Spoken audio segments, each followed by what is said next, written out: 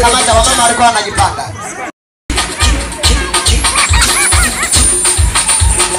Wengine wanauliza kwa Yesu tumefuata nini? Au tumekupenda nini?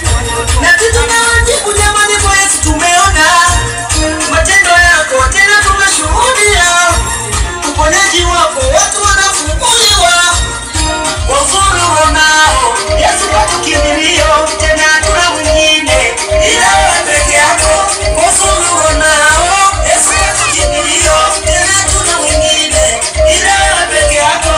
Naye Daudi alifurahia walipomwambia twende nyumbani mwa Bwana, kwako kuna uzima, kwako kuna baraka. Asante namna hiyo. Wamama sasa, wamama sasa. Wamama sasa. Hakuna kama wewe Yesu.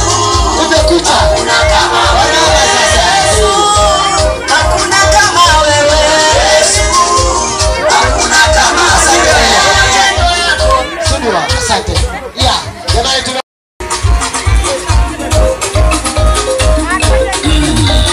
jamani, kwa Yesu kuzuri, kwa Yesu kumenoga. Kumenoga, kwa Yesu kumenoga. Njoo wewe, kwa Yesu kumenoga. Kumenoga, kwa Yesu. asante sana. Tukuyu karibu sana. Ni wainjilisti kutoka pale magorofani chini ya mtumishi wa Mungu Sadiki Kabuje. Tupende kukaribisha sana jioni leo, tuko mahali hapa kwa ajili ya habari njema za Yesu Kristo. Mahali popote unatusikia tunamkaribisha sana mtu wa Mungu.